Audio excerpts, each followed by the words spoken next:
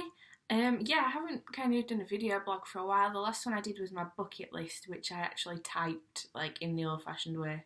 And it took me quite a while because I wasn't used to typing anymore. Like, 'cause that's pretty sad, isn't it? But yeah, I was thinking about how I hadn't done a video blog since West End Live, and how I was in this weird period of kind of withdrawal symptoms from musicals, and I have done nothing but listen to Six and a bit of Nine to Five since I got back. So yeah, I've been thinking about like, do I need another show trip? I mean, the answer to that's always yes. Do need another show trip.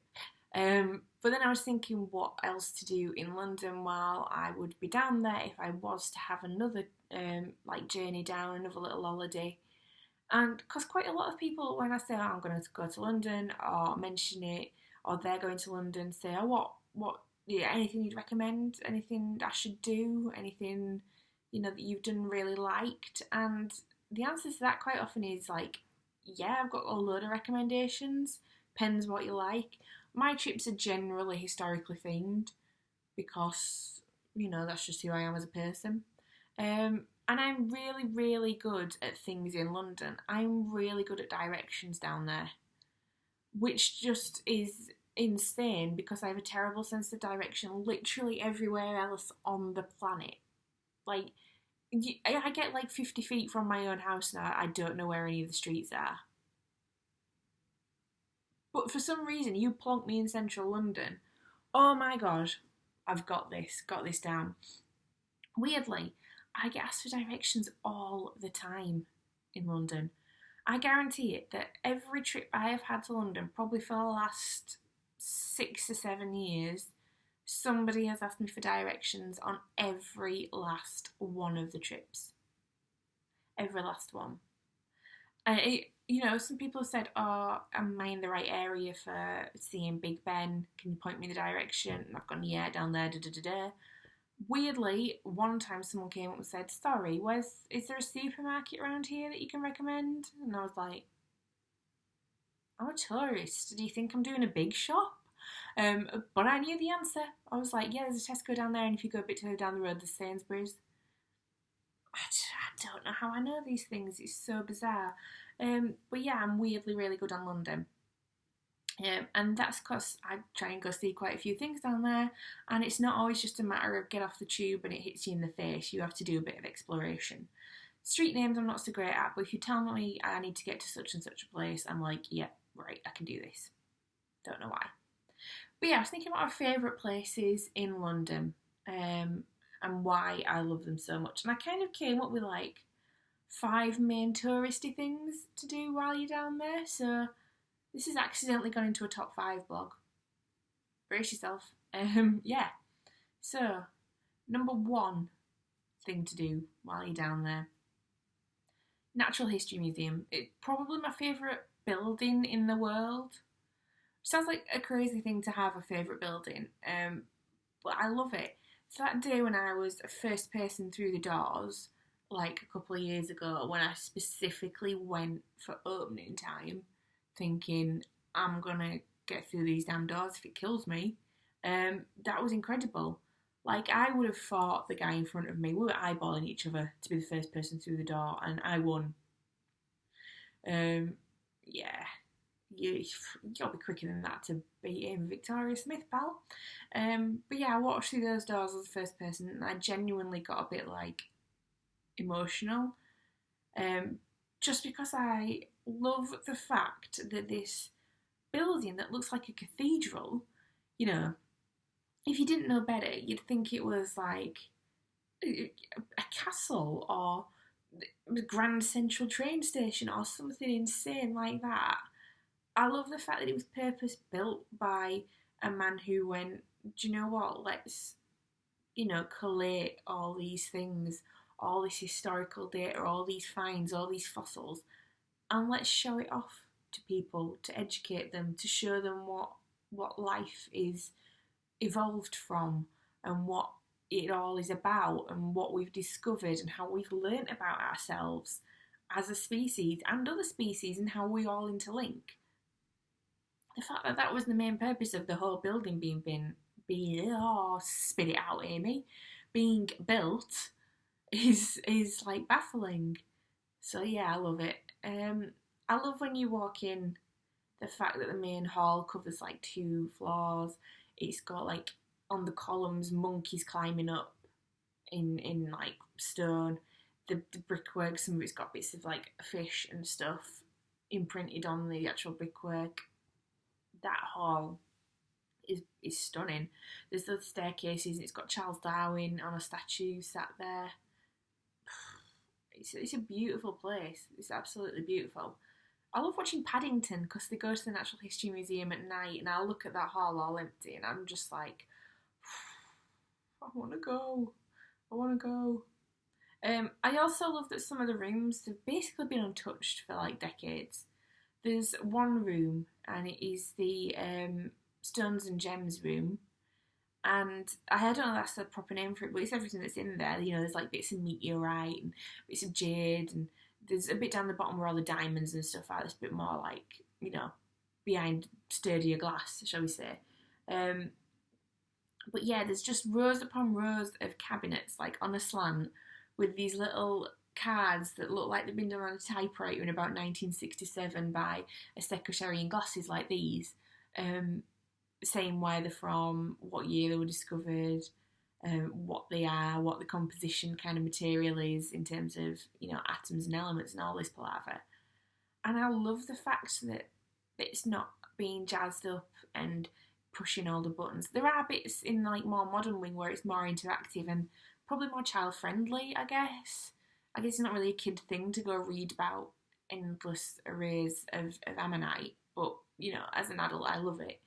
I love the fact that it's very much in keeping with the original theme of the building.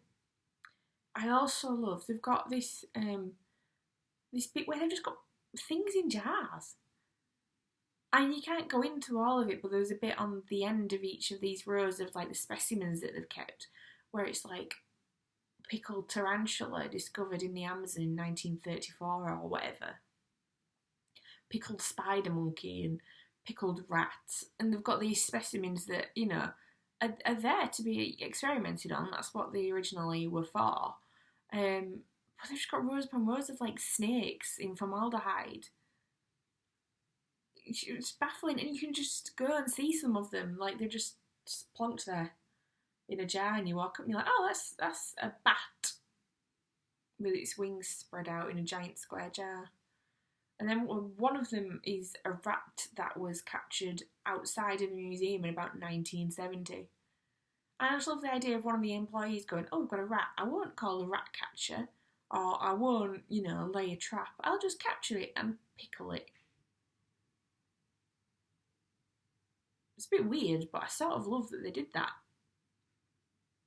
Anyhow, top tip, Natural History Museum.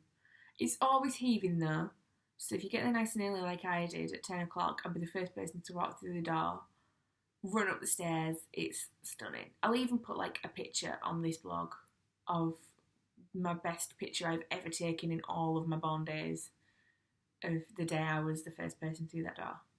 Because it's amazing. I love it. Second place that I would recommend, it's quite niche. It's quite me. If you read my last blog about bucket lists, one of the things that I've always wanted to do is visit all Magnificent Seven cemeteries in London. And one of the ones that it's the only one I've been to, is Highgate Cemetery. So that's the first one ticked off my list. And it is one of my favourite places to visit. I've always found like old cemeteries really fascinating just because it sounds bizarre, but there are trends in death and dying and burials and mourning. And nobody really did that any better than the Victorians. They had it just down to an art. You know, you can't fault them. They committed wholeheartedly to all this. And the graves and the ornateness of some of the plots really reflect that. So there's two halves to Highgate Cemetery. There's like an older half and a new half. It's east and west, but for the life of me, I always get muddled up and I can't remember which is which. But one is older and one is newer, surprisingly. The older side is incredible, and again, pitch to come. Um, yeah, it's got this giant circle in the middle. That's kind of its feature, and it's called the Circle of Lebanon because they have a cedar of Lebanon on the top, and it's just this wide tree, and there's like tombs going round in this circle. They did tell us on the tour what the correct name for that is, but honestly, if you paid me, I couldn't tell you. It's going to really annoy me because he was really like, this is a cool word. If you ever need this in Scrabble, nobody else will know it. But yeah, they've got all these amazing, really, really old tombs going around the outside and around the perimeter of it in like a circle. And if you go there on a really bright day, it's amazing. They've got this like Egyptian archway because at one point everything Egyptian was really in fashion. Like I said, fashions come and go in death and funerals as much as anything else. If you walk through a cemetery, I guarantee you can tell which of the tombstones were put out in like the 1930s because they've got a really Art Deco kind of flavour to it. It looks like something you would see in Poirot. If you go to an older side of a cemetery, you can tell which ones had the money in Victorian England. And the guide that we had on the old side tour, because it's by guided tours only, because it's really higgledy-piggledy and it actually has an unexploded bomb in there from the war, but, you know, they're kind of happy that it's safe and they don't see any point in really moving it. Which is kind of terrifying when you're walking through and the guy's like, oh, by the way, there's a bomb in some of these bushes, but don't worry about it. Oh, all right then, if you say so. I'd just my luck to get blown up by a V2. Yeah, he was really knowledgeable, and he kind of showed us some of the stuff and the symbolism from the tombs. So, you know, when you see a column that's like snapped in half, that symbolises that the person who was buried died quite young because it's unfinished. Some of them have hands reaching up. They're like reaching up to people that have already gone. So you quite often find them on like where a husband and wife were already in there. Yeah, there's all manner of things about the wreaths and eternal life. There was one tomb that freaked the bejesus out of me, and it looked like a ship because it was like a naval captain, I think. I want to say, and he was in the navy, something in the navy. Let's call it that. That's a good all-purpose description. And it was on like a slight hillside, like a bit of an incline. I forgot an incline. It was on an incline. And the door was here, and then it did that. But on here, there was like a skylight, like, a Victorian version of a Velux window. And apparently his family used to go and have picnics in there, and that's why they wanted the skylight, because they wanted some natural light in there. Yeah, as if, we're having a day out, must include Dad. So they'd just go and sit in there and talk to him and, I don't know, drink pop. It just confuses the heck out of me. That is a good old-fashioned example of good old Victorian mourning. They really went in for that kind of palaver. And at the top of the hill, next to that, I'm convinced it was next to that, is Alexander Litvinenko, which, if you remember, was the Russian spy that basically more or less became radioactive when he was poisoned. And he's in a lead-lined coffin, and the guide said he will never be exhumed. It's just too dangerous, because if you exhume him and lift the lid, you're basically guaranteed to have something cancerous, because he's like glowing down there.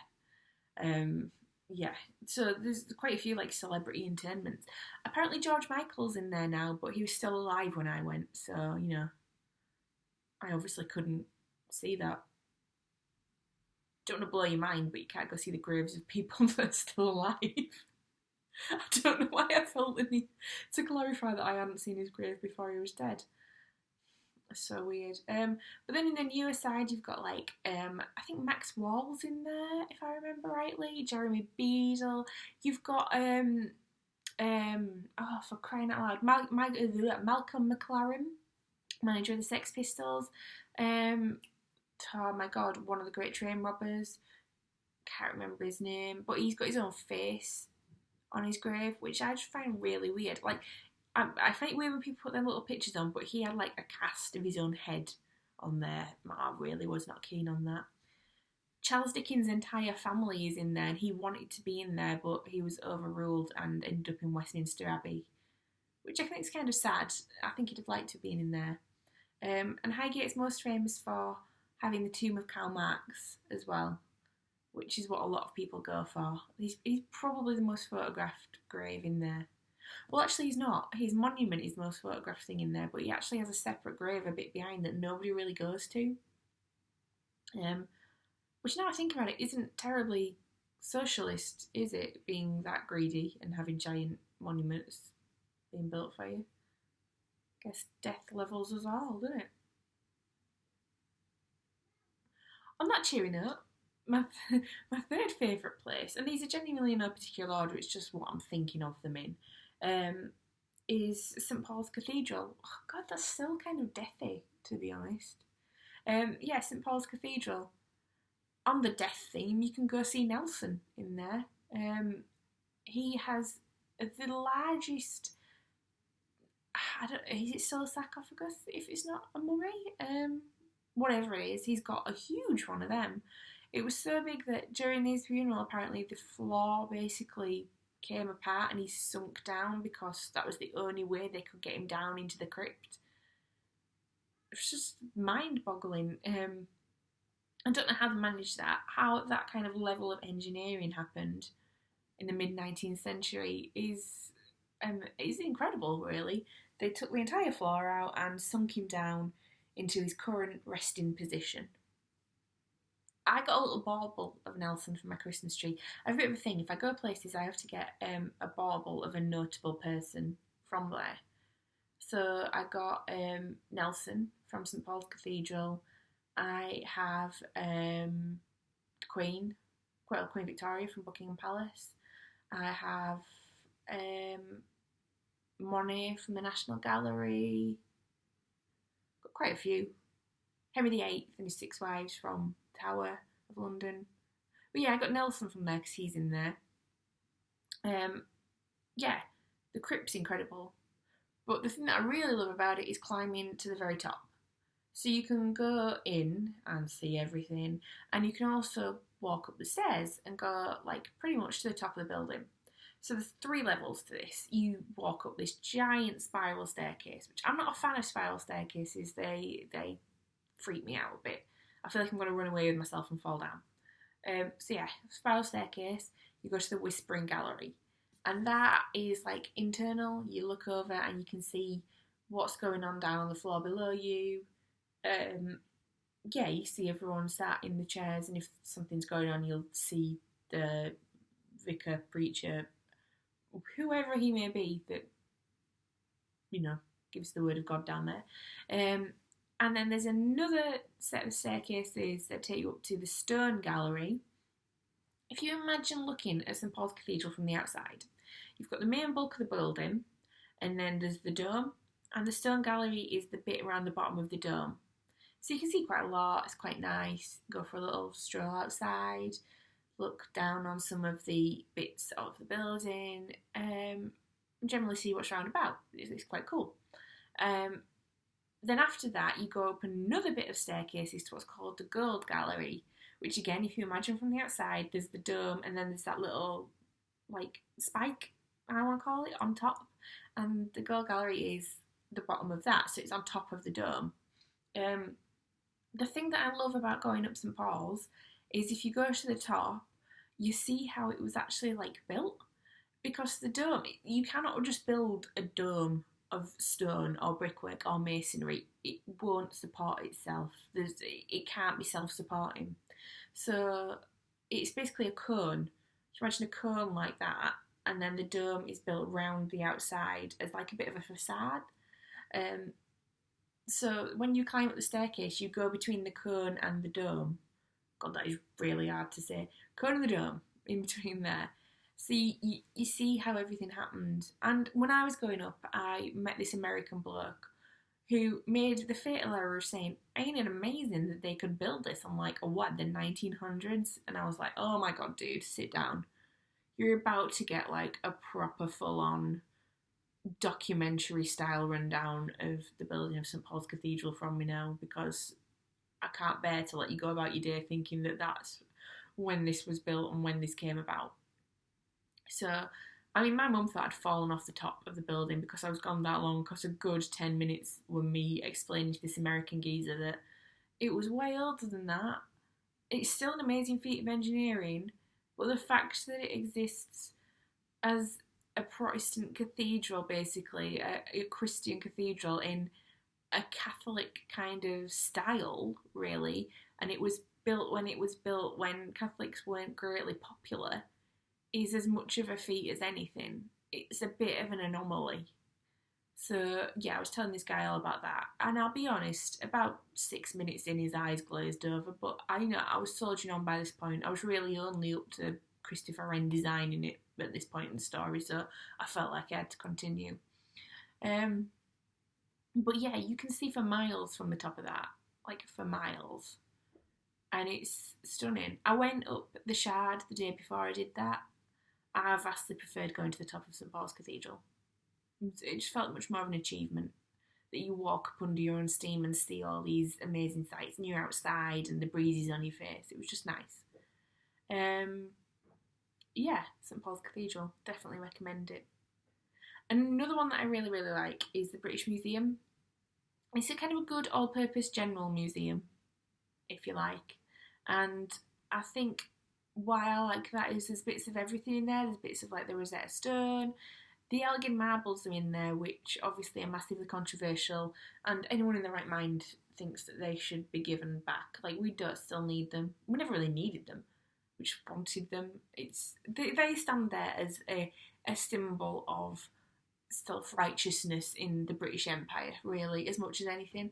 And that is as much for a reason why I find them interesting to go see, because they're symbolic of how we thought, oh, don't worry about the countries, we're British, we are, just gonna take all your stuff and stare at it, and we'll let you know when we're done with it, which isn't quite yet, even though the Empire has been gone for, a sizable amount of time at this point.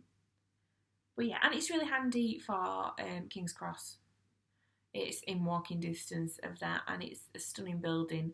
And during the war, the British Museum disused underground station is where they kept all the Elgin marbles and pieces of artwork that they were terrified that would get bomb damaged. And yeah, they hid stuff at the British Museum, and I quite like that.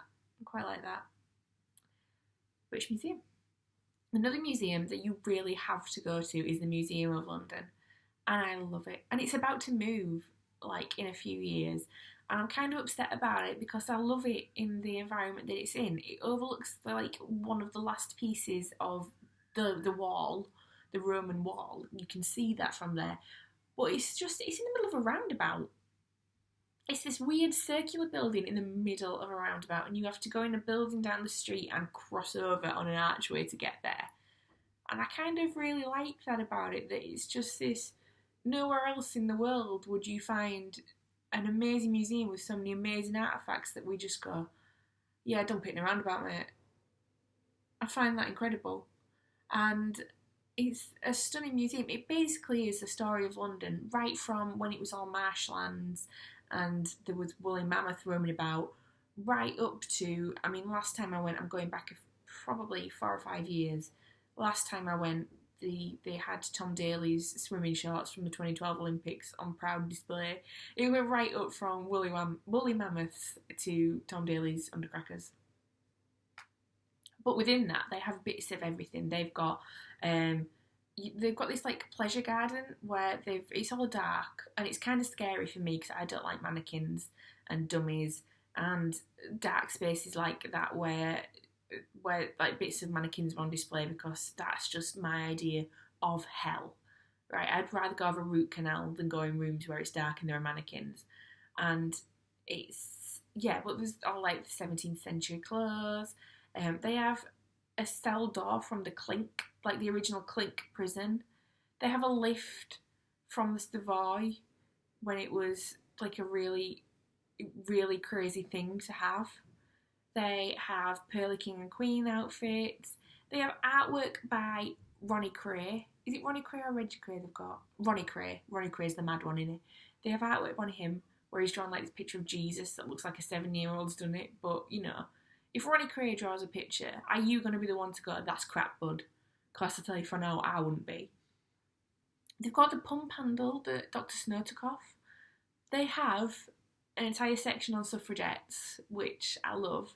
They have Emmeline Pankhurst's medal from when she went on hunger strike in prison. Like, Emmeline Pankhurst's hunger strike medal. Like, a symbol of, you know, the stuff that women had to go through to get the vote. They've got all that. They've got loads of suffragette memorabilia. They have, I know this makes me like a little bit like emotional, the suit, the like a purpley kind of skirt suit that Nancy Astor wore on the day she walked through the Houses of Parliament for the first time. Like, as the first woman to sit in the Houses of Parliament, they have what she had on. And that is insane. Like, that is a symbol of kind of the start of women really getting, like, a say and a bit of sway in Parliament. And I love that. I really, really love that. They also have, like, stuff like a recreation of Alliance tea rooms, and they do little exhibits. I really would have loved to have gone to one they had a few years ago about Arthur Conan Doyle and Sherlock Holmes. They had, like, his typewriter where he wrote some of the later stories and stuff to do with the Holmes books, as well as his other works, his other books that he thought would live forever and be the thing that he got remembered for, but actually they weren't, because it was all about Sherlock Holmes. Which is kind of sad, really, but, you know, everybody gets known for something, and that was his. But yeah, the Museum of London is incredible. They have the Lord Mayor's coach that still gets used for the show every year. They have that in there. It's the story of London and how the capital was shaped and how the world was shaped by the model of the Clink prison, and how the world was shaped by having women enter Parliament and having, you know, these amazing... They've got a dress that, like, has the Beatles all down it because it was designed, I think it's like a Mary Quant or something, and it's all about how, you know, the 60s kind of shaped it, like Carnaby Street shaped fashion and teenagers and stuff. It's really fascinating to see how the history of one city can really impact the world. And if you go at Christmas, they have Santa in the Victorian, like, streets, which is cool. So that's a top recommendation as well. If you've got kids and want to go see Santa, go see a Victorian one. But yeah, these are the things that you should definitely do when you're in London. And I know that these are very historically themed, and if you're not into, like, your history, then that's kind of bad for you, really, all these tips. But if you're not into history, then you're not into, like, life, because, as they say, those that don't study history are doomed to repeat it. So go and see these things and see what's what. And then obviously when you're going to go see them, go see a show. But theme it. Theme it. Like, I remember the first time I went to Highgate Cemetery was the day after I went to go see Phantom of the Opera, which was cool. I was really in, like, a cemetery mood because of the scenes in Père Lachaise in Phantom. Like, when he's on top of Christine's dad's grave, shooting fire and stuff. The only thing was, I was walking through the little narrow alleyways, like, humming Wishing You Were Somehow Here Again under my breath, and kind of expecting, like, a phantom in a dark cloak to jump out, which would have been horrendous, but I kind of expected it to happen. Don't go see something really jolly after you've been to a cemetery. That's weird. I've done that as well, and I was a bit like, not really in the mood for that. But yeah, probably go see Nancy Astor's suit and then go see, like, 9 to 5 or 6. I swear to God, you'll feel like Neville Longbottom on the bridge at the end of Deathly Hallows Part 2. No word of a lie. Yeah. Theme your day, but go see all of these things. Top tip. And if you get lost, ring me and ask for directions, because I bet you all know exactly where you are.